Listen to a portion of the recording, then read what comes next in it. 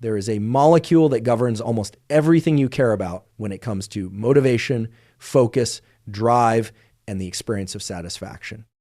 It determines whether you feel like pursuing goals or whether you feel flat and unmotivated. It determines whether a reward feels worth working for or whether nothing seems particularly appealing. It is the molecule underlying addiction, underlying the experience of depression in many cases, underlying the way habits form and the way they are broken. And almost everything most people believe about it is wrong. Today, we are going to fix that. Welcome to the Huberman Lab podcast, where we discuss science and science-based tools for everyday life. I am Andrew Huberman, and I am a professor of neurobiology and ophthalmology at Stanford School of Medicine. Today's episode is entirely dedicated to dopamine, one of the most important and most misunderstood molecules in all of neuroscience and in all of human behavior. I want to be direct about what this episode is designed to accomplish. It is not simply a science lecture about dopamine.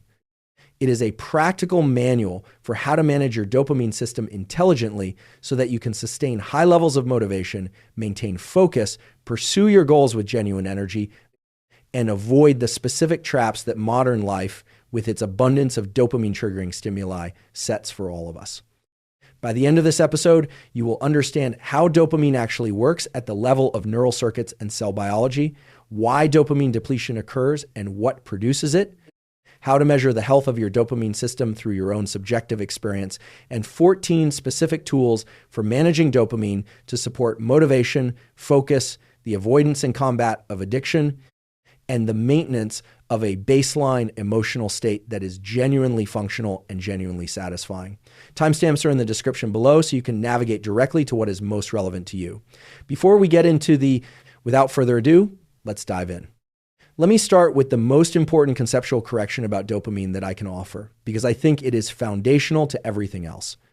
The popular conception of dopamine is that it is the reward molecule, the molecule of pleasure, the thing that gets released when you experience something good, and that produces the subjective experience of that goodness. This conception is wrong in a specific and consequential way. Dopamine is not primarily the molecule of pleasure. Dopamine is the molecule of motivation, of drive, of the desire to pursue. The distinction is important, and it has been carefully established in the research literature by scientists including Wolfram Schultz at Cambridge, Jaak Panksepp, Kent Berridge at the University of Michigan, and others. Kent Berridge has done particularly precise work on this distinction using animal studies that separate wanting from liking. What his research showed in experiments involving direct manipulation of dopaminergic circuits in rodents is that animals with severely depleted dopamine systems lose the motivation to pursue rewards that they still find pleasurable when the rewards are delivered to them. They will not work for food. But if you put food in their mouths, they show normal signs of enjoyment. Dopamine depletion does not eliminate liking, it eliminates wanting. It eliminates the motivational drive to pursue, and the reverse is also true and equally important. You can pharmacologically increase dopamine signaling in animals and produce a state of frantic motivation, of intense wanting and pursuing, without a corresponding increase in how much the animal enjoys what it gets. The pursuit is intense, the satisfaction is not correspondingly elevated. This separation of wanting from liking is one of the most important findings in the neuroscience of motivation. And it has direct implications for how we manage our dopamine systems. Because if dopamine is primarily about wanting rather than about pleasure, then chasing dopamine hits is not chasing satisfaction. It is chasing the experience of wanting, which is motivationally activating, but which does not produce the peace and contentment that people are ultimately seeking. The wanting and the satisfaction are separate systems, mediated by different neurochemistry, and understanding that separation is the beginning of intelligent dopamine management. Let me now describe the neural circuits involved, because the geography of dopamine in the brain determines which functions it serves. Dopamine is produced primarily in two major areas of the brain. The first is the substantia nigra, a structure in the midbrain, which I will return to because it is critically important for a different reason. The second, and the one most relevant to motivation, focus, and the behavioral dimensions of dopamine we are discussing today, is the ventral tegmental area, also abbreviated VTA. The VTA is a small cluster of neurons, also in the midbrain, and it projects dopamine along two major pathways. The first is the mesolimbic pathway, which projects from the VTA to the nucleus accumbens in the limbic system. This is the core reward and motivation circuit. The second is the mesocortical pathway, which projects from the VTA to the prefrontal cortex. This pathway is involved in attention, working memory, goal-directed behavior, and executive function. Both pathways are activated by rewarding stimuli, by novelty, by the anticipation of reward, and by social connection. And both are affected by the dopamine management tools we are going to discuss. The nigrostriatal pathway, projecting from the substantia nigra to the striatum, is the dopamine circuit involved in motor control. Degeneration of substantia nigra dopamine neurons is the primary cause of Parkinson's disease, which is why motor symptoms are so characteristic of that condition. Maintaining the health of these neurons is something I will address specifically when we talk about compounds that injure and protect dopamine neurons. Now I want to introduce the concept that I consider the single most important framework for understanding how to manage dopamine intelligently, and that is the relationship between dopamine peaks and baselines. This framework comes directly from the research on dopamine neuron firing, on the pharmacology of dopamine release, and on the psychology of motivation, and it has extraordinarily practical implications.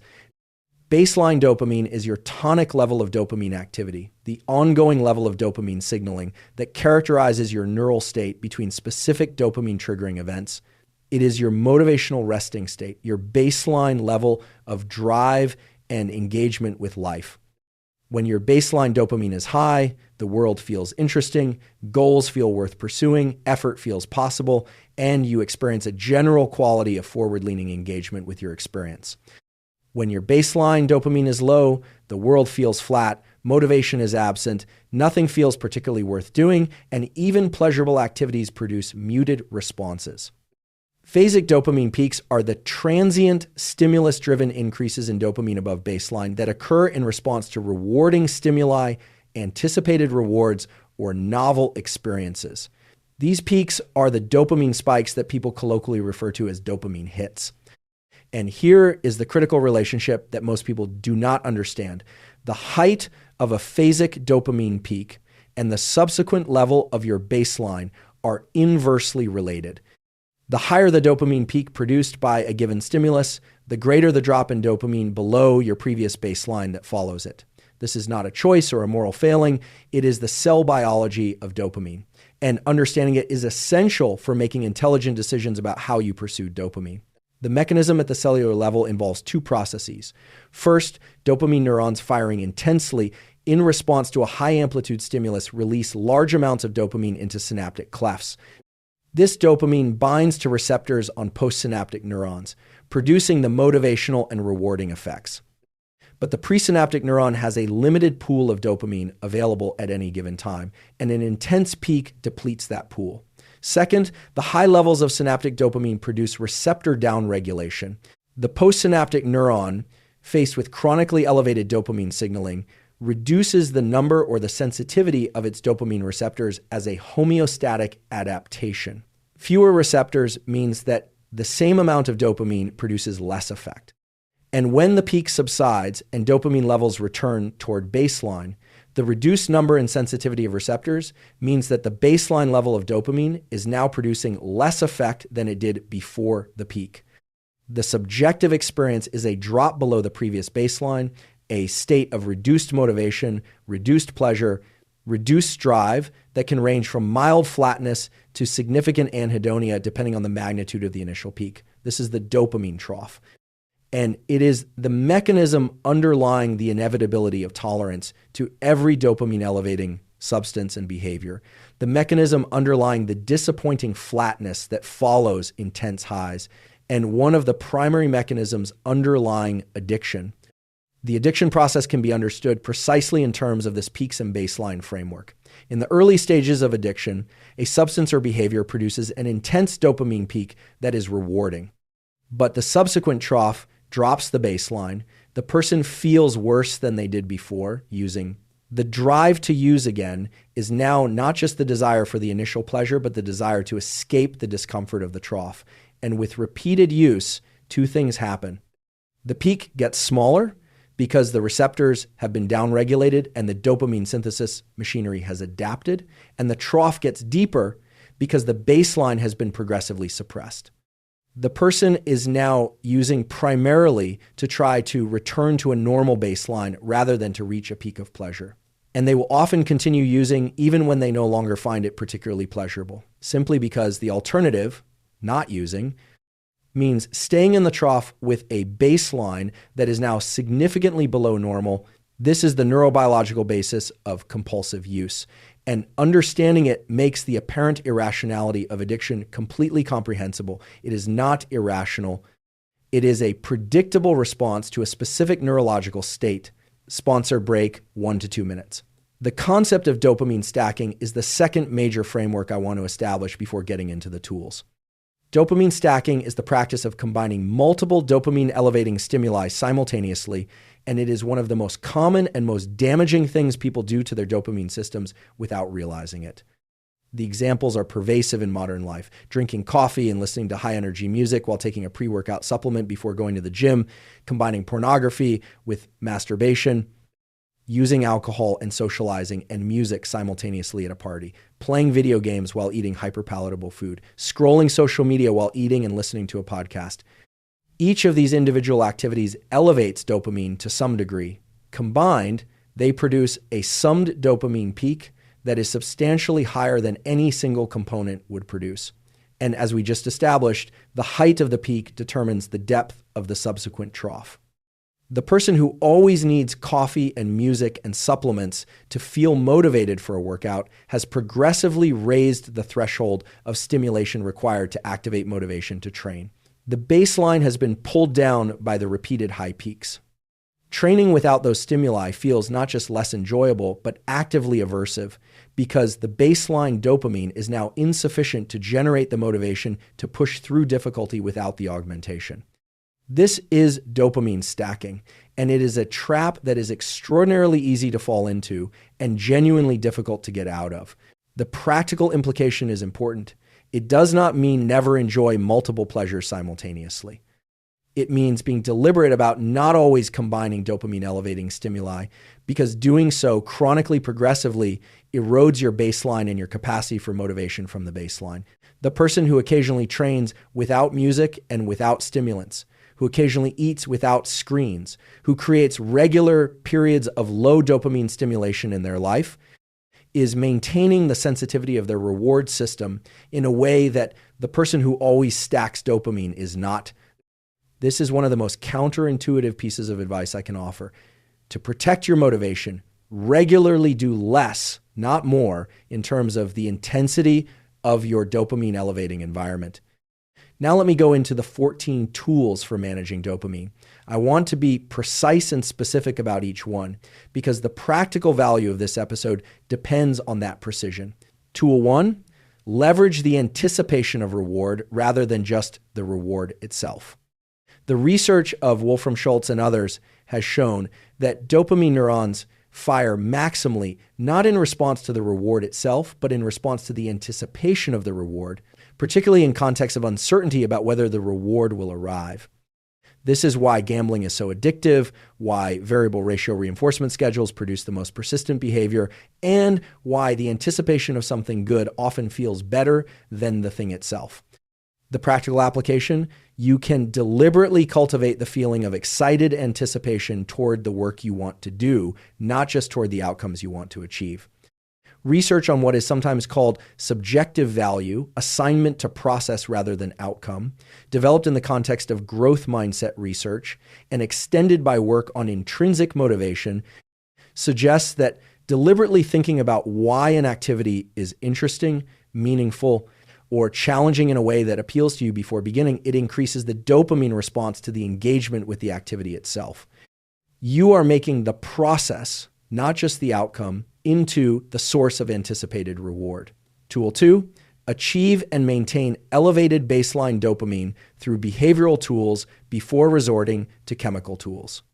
The behavioral foundations of baseline dopamine elevation are sleep, exercise, sunlight exposure, and social connection. Sleep deprivation profoundly reduces dopamine receptor availability and baseline dopamine signaling.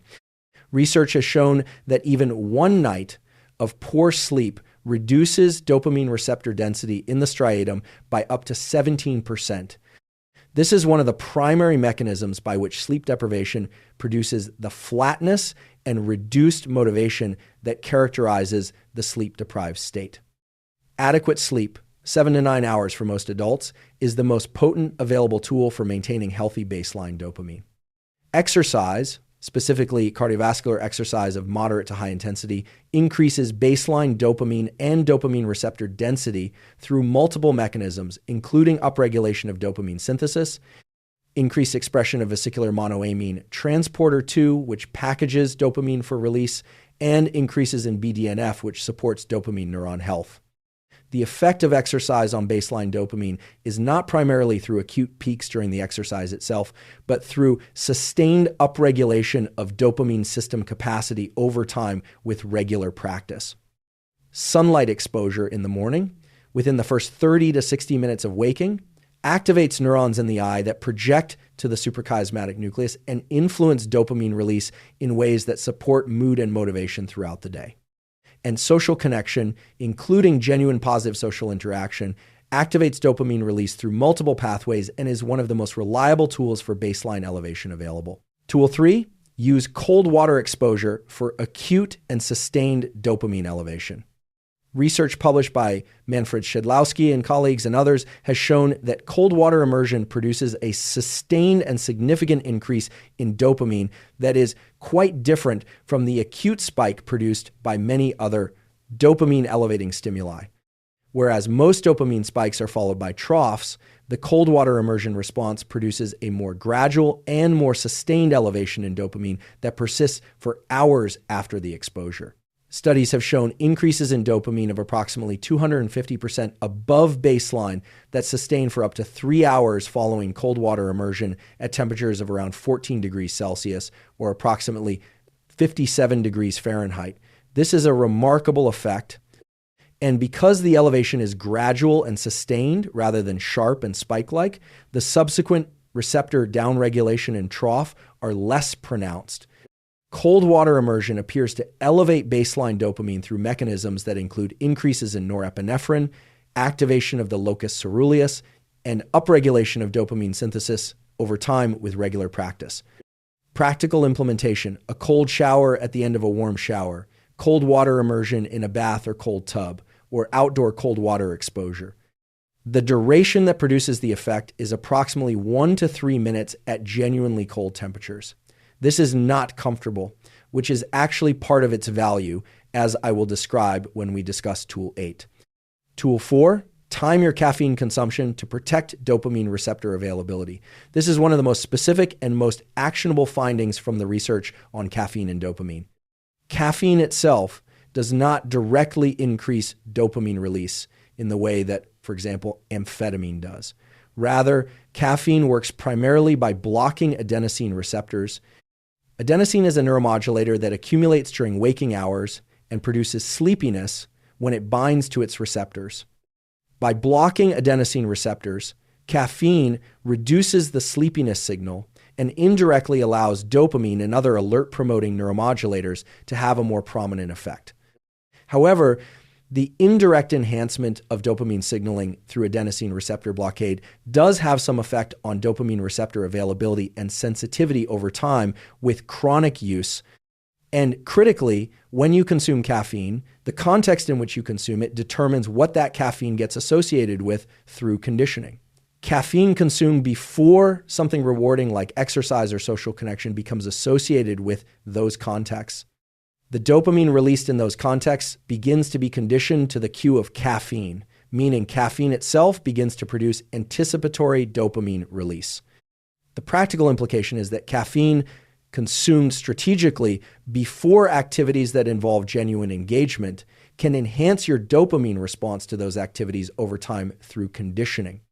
But caffeine consumed habitually, indiscriminately, as the first thing you do every day before you have any engagement with the actual rewards of your life becomes a crutch that elevates dopamine transiently, but does not build or support the dopamine system's natural capacity, delaying your first caffeine by 90 to 120 minutes after waking, during which time adenosine has continued to clear and cortisol has peaked naturally, is one way to preserve the potency of caffeine as a dopamine-enhancing tool rather than progressively diminishing its effect through chronic early use.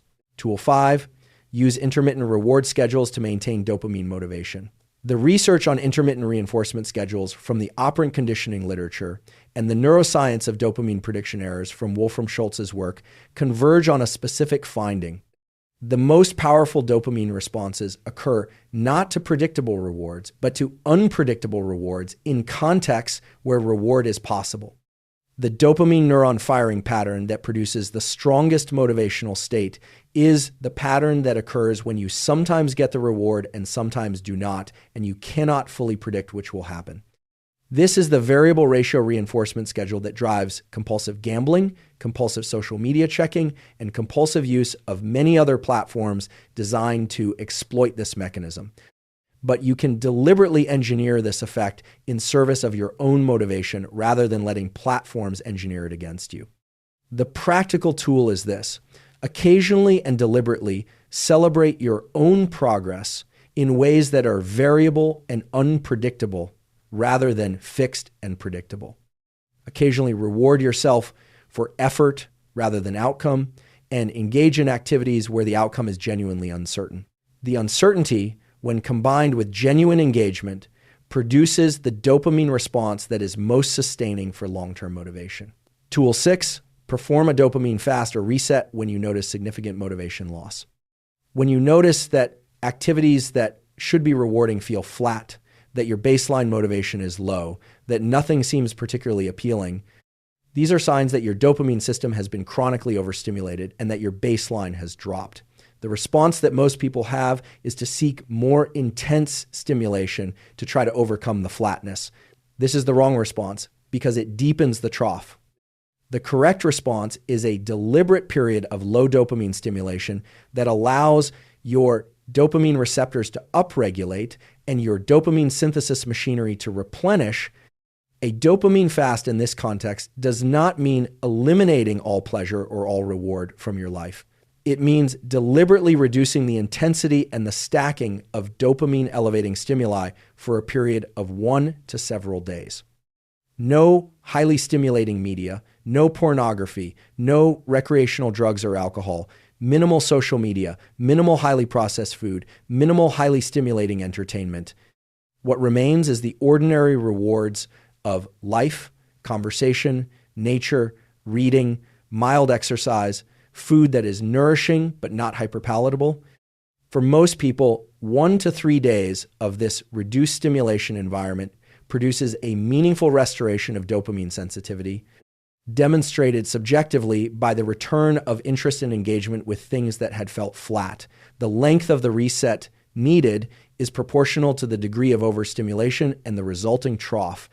Tool 7, engage the effort itself as the reward rather than only the outcome.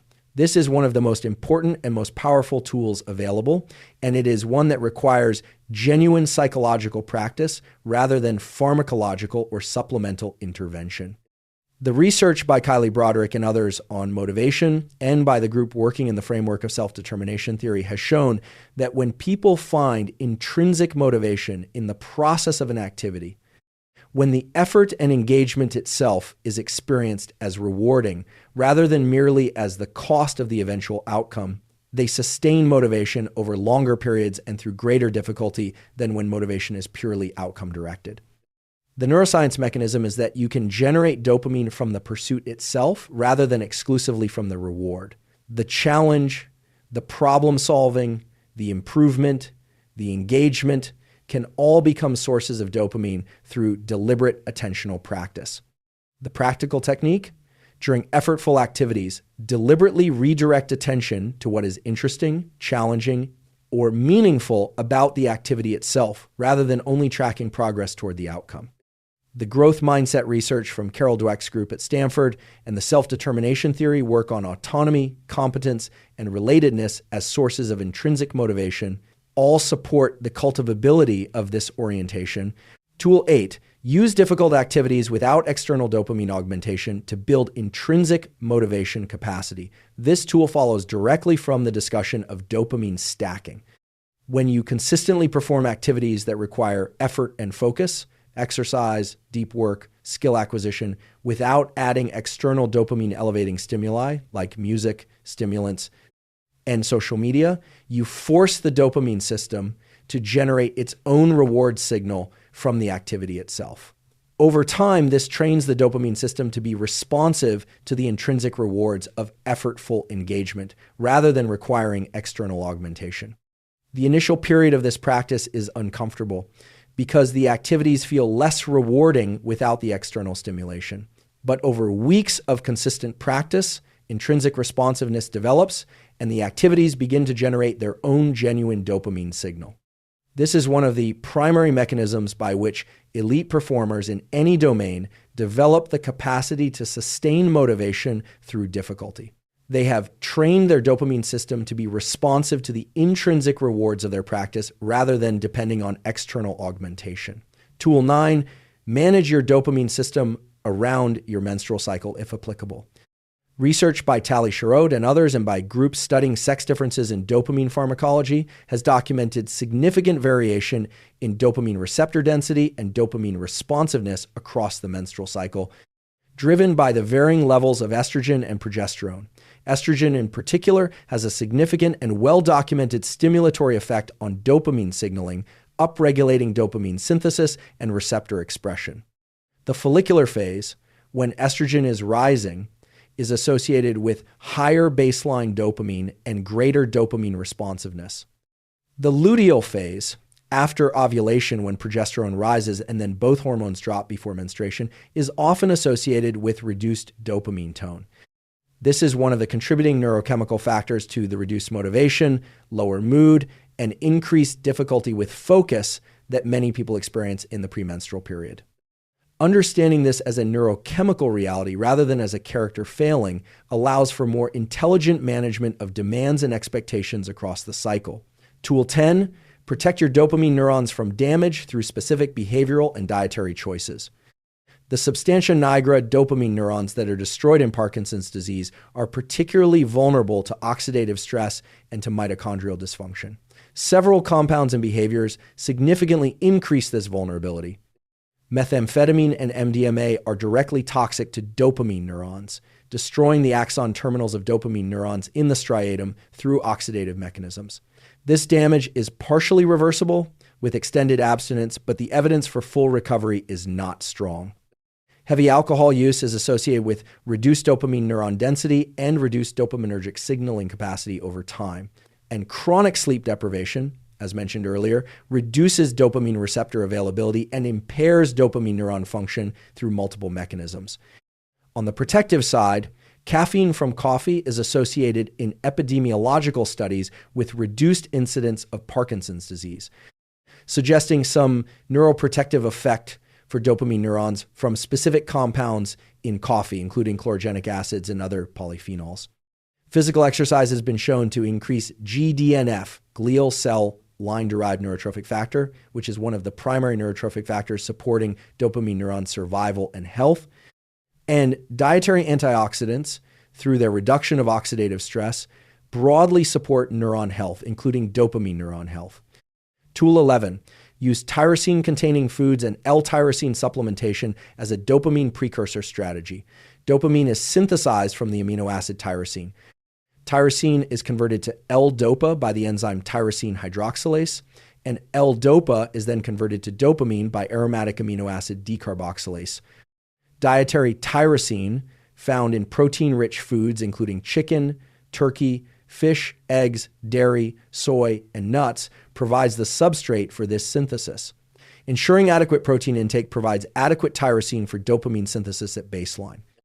L-tyrosine as a supplement at doses typically ranging from 500 to 2,000 milligrams, has been shown in some studies to increase dopamine synthesis capacity, particularly under conditions of stress, cognitive demand, or sleep deprivation, which all increase dopamine turnover. The evidence for L-tyrosine supplementation as a performance enhancer is modest but present, and it appears most useful in conditions where dopamine precursor availability is genuinely limiting, which may occur during extended periods of intense cognitive demand. Tool 12. Consider phenylethylamine and mucuna for acute dopamine support with appropriate caution. Phenylethylamine, abbreviated PEA, is an endogenous trace amine that stimulates dopamine release through the trace amine-associated receptor 1. It is found in small amounts in chocolate and is produced endogenously during exercise, which may contribute to the mood-elevating effects of both. PEA supplements produce a rapid but very brief increase in dopamine-related feelings of energy and focus, lasting approximately 30 to 60 minutes, and are sometimes used by people seeking acute dopamine support for specific cognitive tasks. The brief duration of action limits their use as a sustained dopamine strategy, but also limits the trough effect because the elevation is too brief to produce significant receptor downregulation. Mucuna is a plant source of L-dopa, the immediate precursor to dopamine. It contains 4 to 7% L-dopa by weight and has been used in Ayurvedic medicine for centuries.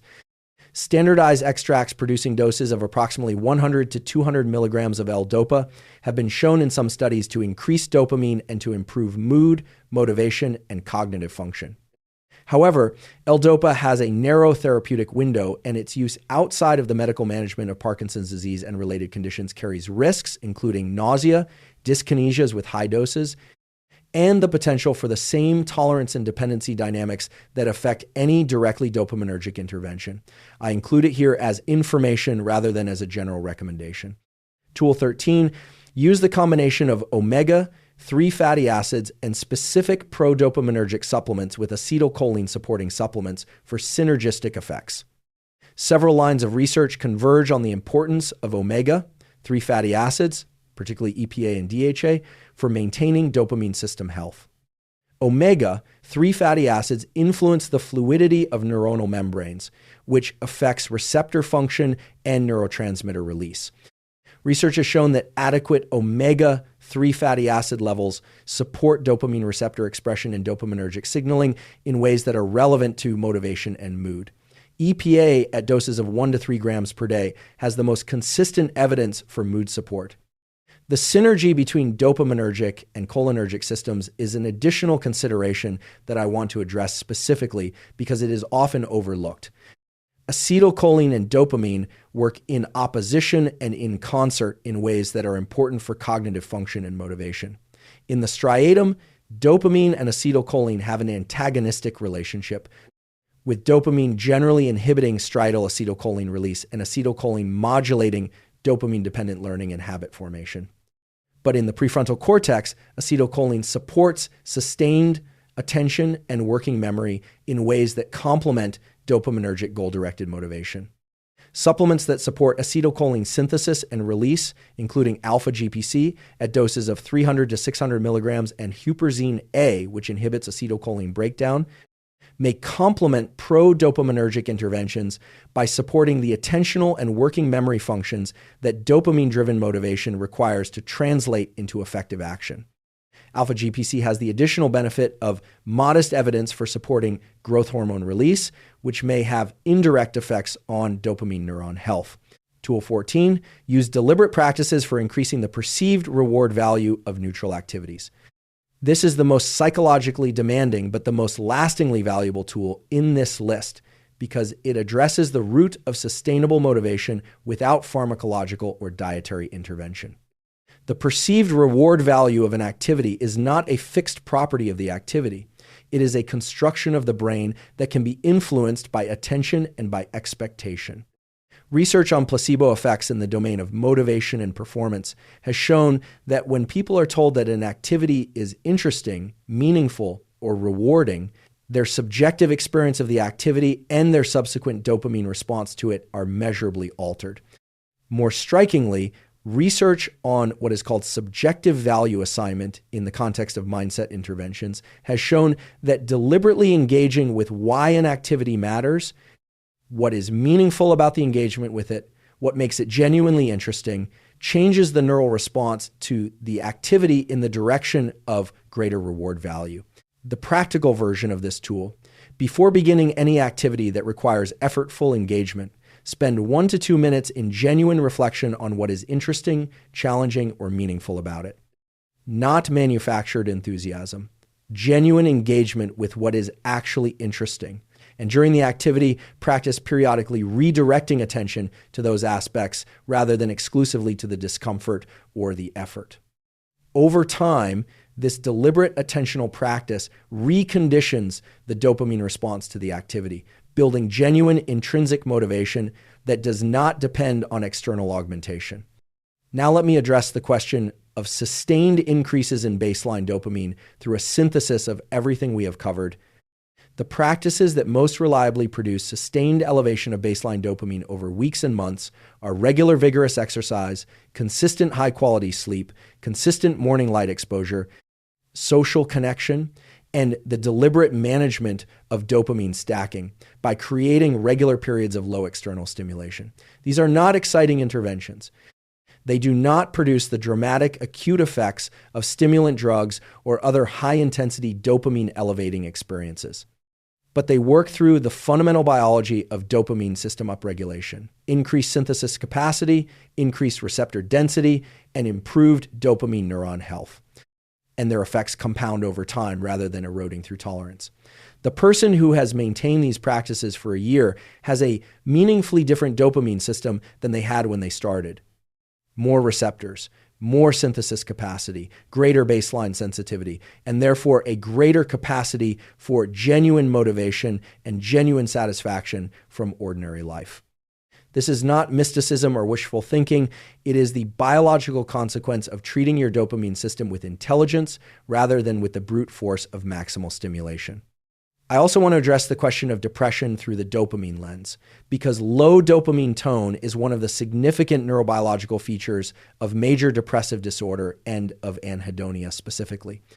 Anhedonia, the inability to feel pleasure or motivation from normally rewarding activities, is understood in part as a consequence of reduced dopamine signaling in the mesolimbic and mesocortical circuits.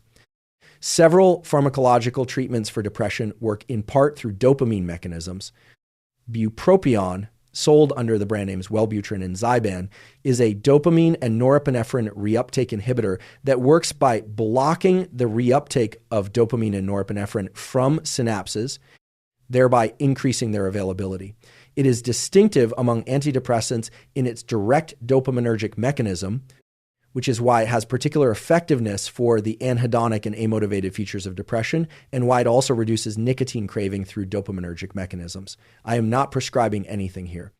I am pointing to the dopaminergic mechanism because it illustrates the direct relevance of dopamine system health to the experience of depression, and because it suggests that the behavioral interventions that support dopamine system health, particularly exercise, sleep, and the management of dopamine stacking, have genuine clinical relevance for depression beyond their effects in the non-depressed population. Research by groups including John Rady at Harvard on exercise and depression has documented exercise effects on depression that are comparable in magnitude to pharmacological treatment in some populations, and the dopamine mechanism is part of why. Let me close by addressing the broader framework that ties all of today's content together. The dopamine system is the system that makes the future feel worth investing in. When it is well-regulated and healthy, effort toward goals that are not yet achieved feels motivationally compelling because the anticipation of the reward generates the dopamine that drives the pursuit. When it is chronically overstimulated and the baseline is suppressed, everything that requires effort feels disproportionately costly because the dopamine signal that makes effort worthwhile is diminished. The tools we have discussed today are organized around a single overarching principle: protecting and building your dopamine baseline rather than repeatedly spiking it through high-intensity stimulation. Everything that spikes dopamine transiently, every drug, every highly stimulating experience, every dopamine-stacked entertainment environment does so at the cost of the subsequent baseline. And your baseline is your motivational home, the level you return to between peaks, the level that determines whether you wake up feeling like engaging with your life or feeling flat and unmotivated. Intelligent dopamine management is baseline management. It is making the choices that support a healthy, resilient, sensitive dopamine system rather than the choices that repeatedly spike and deplete it. The peaks are available to you, but they are more rewarding and more sustainable when they rise from a healthy baseline rather than from a progressively eroded one. The key takeaways from today: dopamine is not the pleasure molecule. It is the motivation molecule, the molecule of wanting and pursuing. The separation between wanting and liking, documented by Kent Berridge's research, means that chasing dopamine peaks is chasing the experience of wanting rather than the experience of satisfaction. Dopamine peaks and baselines are inversely related. The higher the peak, the deeper the subsequent trough, and the lower the subsequent baseline. This is the cell biology of tolerance, the mechanism of addiction, and the explanation for why intense experiences are followed by flatness. Dopamine stacking, combining multiple dopamine-elevating stimuli, produces higher peaks and therefore deeper troughs. Chronically stacking dopamine erodes the baseline and builds dopamine tolerance that progressively diminishes the reward value of ordinary life. The behavioral foundations of healthy baseline dopamine are sleep, exercise, morning sunlight, and social connection. These produce sustained upregulation of dopamine system capacity without the tolerance dynamics of acute stimulation. Cold water immersion produces a sustained, gradual dopamine elevation that does not produce the same magnitude of trough as spike-like elevation. Caffeine indirectly enhances dopamine signaling, and its effect is best preserved by timing it appropriately rather than consuming it habitually at maximum frequency. The effort itself can be made into a source of dopamine through deliberate attentional practice, and building this intrinsic motivation capacity is the most lasting protection of long-term motivated engagement. Methamphetamine, MDMA, and chronic heavy alcohol are directly damaging to dopamine neurons. Coffee, exercise, and GDNF stimulating behaviors are neuroprotective. Omega-3 fatty acids support dopamine system health at the membrane level, and the combination of pro-dopaminergic and pro-cholinergic supplements may produce synergistic cognitive benefits. And the overarching principle is baseline management, making choices that support a healthy, sensitive dopamine system rather than repeatedly spiking and depleting it. All reference studies and researchers are linked in the description below. If you found today's episode valuable, please share it with someone who is struggling with motivation, focus, or any of the experiences connected to dopamine system health that we covered today. As always, thank you for your time and thank you for your interest in science. I want to add several more dimensions to what we have covered today because there are aspects of dopamine biology and practical management that deserve fuller treatment. Let me go deeper on the dopamine prediction error signal, because this is one of the most important and most elegant findings in all of modern neuroscience, and it has implications for motivation and behavior that go far beyond what most popular accounts capture. Wolfram Schultz at Cambridge, whose research I referenced earlier, discovered through recording from dopamine neurons in awake, behaving monkeys that these neurons do not respond to rewards in the way that the pleasure-reward framework would predict. They respond to the prediction error, which is the difference between the reward that was received and the reward that was predicted. When a reward arrives that was not predicted, the dopamine neurons fire strongly. This is a positive prediction error. The world was better than expected. When a reward arrives that was exactly predicted, the dopamine neurons show no change. The world was exactly as expected, so there is nothing new to learn. And when a predicted reward fails to arrive, the dopamine neurons reduce their firing below baseline. This is a negative prediction error. The world was worse than expected. The critical insight from this research is that dopamine encodes not pleasure, but surprise in the direction of pleasure. It is the signal that tells the brain that something important and unexpected happened that is worth learning from. And the reason this is so important for motivation is that it explains precisely why predictability kills motivation. When everything goes exactly as expected, there is no positive prediction error, no dopamine signal of meaningful reward, no sense that the effort was worth it in a way the brain can learn from. Surprise and novelty and the possibility of unexpected reward are not luxuries in the motivation system. They are the mechanism.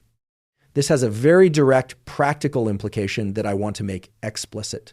When you arrange your life so that everything is maximally comfortable, maximally predictable, and maximally controlled, you remove the conditions that the dopamine system requires to generate genuine motivation and genuine satisfaction.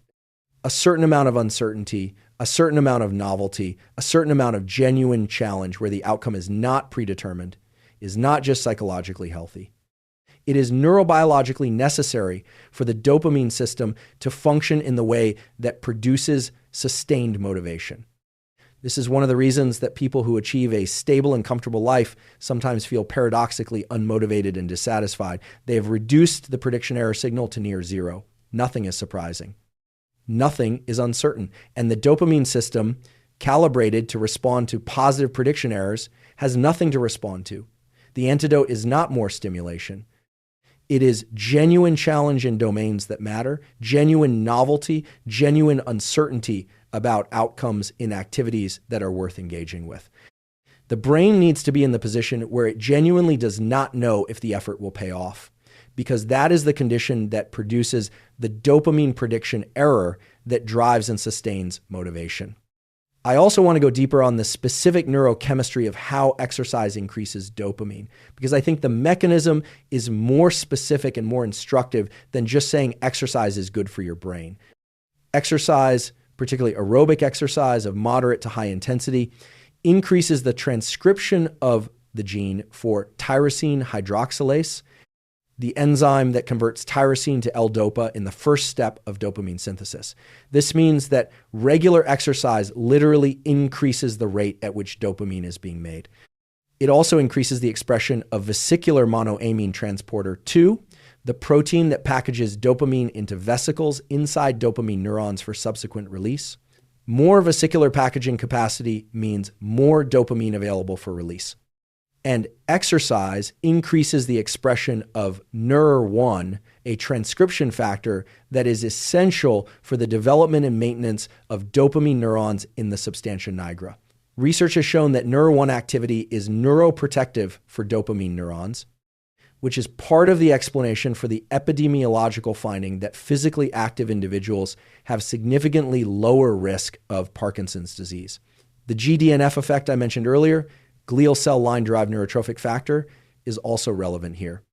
Exercise increases GDNF expression in both the brain and in peripheral tissues, and GDNF is one of the most potent survival factors for dopamine neurons known. So the neuroprotective effect of exercise on the dopamine system is mediated at the molecular level by real and specific mechanisms, not just by general improvements in vascular health, though those contribute as well. The timing of exercise relative to dopamine-dependent activities is also worth discussing. Research on the relationship between exercise and subsequent cognitive function has shown that moderate-intensity aerobic exercise produces improvements in working memory, attention, and executive function that persist for several hours after the exercise ends. The dopaminergic mechanism involves not just the acute release of dopamine during exercise, but the upregulation of dopamine receptors in the prefrontal cortex in the hours following exercise, which increases prefrontal dopamine sensitivity and therefore improves the dopamine-dependent cognitive functions of the prefrontal cortex. This suggests that performing moderate aerobic exercise before cognitively demanding work, rather than at the end of the day, may be particularly beneficial for the dopaminergic support of focus and cognitive performance. The window of enhanced dopamine receptor sensitivity appears to be approximately 2 to 4 hours post-exercise, though this varies with individual differences in fitness and exercise intensity. I also want to address the role of social connection in dopamine regulation more specifically, because while I mention it as a behavioral tool for baseline elevation, the mechanism deserves more detail. Social connection, including positive social interaction, physical contact with people we trust, and the experience of being understood and valued by others, activates multiple dopaminergic pathways. Research has shown that social interaction increases dopamine release in the nucleus accumbens through mechanisms that involve both direct social reward signals and the modulation of dopamine release by oxytocin. Oxytocin, the neuropeptide associated with bonding and trust, has specific receptors on dopamine neurons in the VTA and modulates their activity in ways that support the positive social reward signal. The research on loneliness and its neurobiological effects is the inverse of this finding and is equally important. Chronic loneliness is associated with reduced dopamine signaling in the mesolimbic system, with increased sensitivity to social threat cues, and with a specific pattern of dopamine system dysregulation that bears similarities to the states seen in depression and addiction. The loneliness-related reduction in dopamine tone creates a state in which the person has reduced motivation for the social connection that would restore their dopamine baseline, which is one of the mechanisms by which loneliness can become self-perpetuating. Understanding this helps explain why the prescription for loneliness is not simply to tell lonely people to go out and connect, but to understand that the reduced dopamine tone of the lonely state actually makes social initiation feel more effortful and less rewarding than it would for someone with a healthy dopamine baseline. I want to address one more area that I think is critically important and often overlooked, which is the relationship between dopamine and the immune system, and specifically the way that chronic inflammation suppresses dopamine synthesis and release.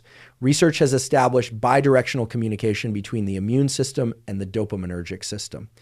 Pro-inflammatory cytokines, including interleukin-6 and tumor necrosis factor alpha, inhibit the synthesis of tetrahydrobiopterin, which is a cofactor required for tyrosine hydroxylase activity.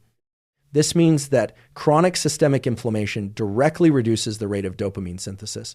Additionally, inflammatory cytokines increase the activity of the enzyme IDO, indoleamine 2,3 dioxygenase, which diverts the tryptophan that would be used for serotonin synthesis toward the kynurenine pathway, and some kynurenine pathway metabolites further impair dopamine neuron function. The practical implication is that anything that maintains low systemic inflammation supports dopamine system function. This includes the standard anti-inflammatory behavioral recommendations, adequate sleep, regular exercise, dietary patterns that are low in highly processed foods and high in omega-3 fatty acids and polyphenols from fruits and vegetables, avoidance of chronic alcohol use, and management of chronic psychological stress, which elevates pro-inflammatory cytokines through HPA axis activation. The connection between inflammation and dopamine is part of the mechanism by which chronic illness, chronic pain, and chronic psychological stress all produce states of reduced motivation and anhedonia. Let me also address the specific question of focus and attention in relation to dopamine, because I think the relationship between dopamine and focus is less understood than the relationship between dopamine and motivation, and the two are distinct in important ways. Dopamine in the prefrontal cortex, primarily through D1 receptor activation, enhances the signal-to-noise ratio of prefrontal neural activity. The prefrontal cortex is responsible for holding information in working memory, filtering irrelevant stimuli, maintaining goal-relevant attention over time, and executing the top-down control over lower brain regions that goal-directed behavior requires. Dopamine in the prefrontal cortex supports all of these functions by increasing the activity of neurons that are relevant to the current task, while suppressing the activity of neurons that are not. This is the neural basis of focused attention. When prefrontal dopamine is optimal, the system filters out irrelevant information and sustains attention on task-relevant information with relatively little effort. When prefrontal dopamine is too low, the signal-to-noise ratio decreases, irrelevant information is less effectively filtered, attention wanders more easily, and sustained focus on a single task requires more conscious, effortful control. When prefrontal dopamine is too high, which can occur with high doses of dopaminergic stimulants, a different problem emerges. A kind of cognitive rigidity where the prefrontal cortex becomes overfit to a single focus and loses the flexibility to update goals and respond to new information. This is the inverted U relationship between dopamine and cognitive performance, sometimes called the Yerkes-Dodson relationship when applied to arousal more broadly. Moderate dopamine produces optimal prefrontal function and optimal focus, while both too little and too much impair it in different ways. The practical implication for focus management is that the goal is not to maximize dopamine acutely, but to maintain it in the optimal range. The behavioral tools for prefrontal dopamine optimization include the sleep, exercise, and timing practices I described, which support a healthy baseline The specific focus-supporting practices include eliminating dopamine-competing stimuli during focus periods, specifically removing notifications, social media access, and other intermittent reward stimuli that activate the dopamine system and redirect it away from the work at hand. Research on the attentional cost of smartphone notifications, even when not checked, has shown significant impairment of sustained attention and working memory from the mere presence of the device. The phone activates the dopamine prediction error system with its notifications, pulling prefrontal resources towards social reward processing and away from the current task. Creating a genuinely low distraction environment for focused work is not a preference. It is a neurobiological necessity for the kind of prefrontal dopamine regulation that optimal focus requires.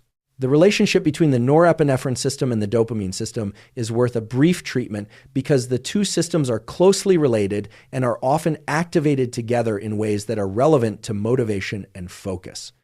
Norepinephrine, released primarily from the locus coeruleus in the brainstem, has widespread effects on cortical arousal, on the signal-to-noise ratio of sensory processing, and on the motivation to engage with novel and potentially threatening stimuli. The locus coeruleus norepinephrine system works in concert with the VTA dopamine system to produce the state of alert, engaged attention that characterizes optimal cognitive performance and optimal motivation. The cold water immersion protocol I described earlier elevates both norepinephrine and dopamine, which is one reason its effects on alertness, energy, and motivation are so pronounced. Exercise similarly elevates both, and the behavioral and pharmacological tools that support one system often support the other because the two systems are anatomically connected and functionally coordinated. Understanding that alert, engaged motivation typically involves both dopamine and norepinephrine helps explain why the purely dopaminergic interventions are often less effective than those that engage both systems. I want to close this additional section with a point about individual differences in dopamine system function that I think is important to acknowledge because it directly affects how people should calibrate the tools I have described. There is substantial individual variation in the genetics of dopamine synthesis, metabolism, and receptor expression that meaningfully affects baseline dopamine tone and dopamine system reactivity. The COMT gene, which encodes the enzyme catecholomethyltransferase that degrades dopamine in the prefrontal cortex, has a common variant that significantly affects prefrontal dopamine availability. The Val158 MET polymorphism in COMT produces individuals who degrade prefrontal dopamine relatively rapidly, which tends to produce greater cognitive flexibility but more vulnerability to low prefrontal dopamine states of reduced working memory and attention under low stimulation, versus individuals who degrade it more slowly, which tends to produce better sustained attention under normal conditions, but greater vulnerability to impaired flexibility under high stress. The DRD4 gene, which encodes the D4 dopamine receptor, has variants associated with novelty seeking and ADHD that affect dopamine receptor sensitivity in ways that shape motivational style. And the DAT1 gene, encoding the dopamine transporter that clears dopamine from synapses, has variants that affect dopamine signaling duration and intensity. These genetic differences explain some of why the same behavioral or supplemental interventions produce different effects in different people. Someone with genetically high prefrontal dopamine metabolism may need more aggressive dopamine-supporting interventions to reach optimal prefrontal function. Someone with slow dopamine clearance may be more sensitive to the same interventions and more vulnerable to the negative effects of overstimulation. The tools I have described are valid for the full population, but the optimal calibration of those tools is individual. Paying attention to your own subjective response to the practices you implement, rather than rigidly following a protocol designed for an average person, is the most intelligent approach to personalizing your dopamine management. As always, thank you for your time and for your interest in science.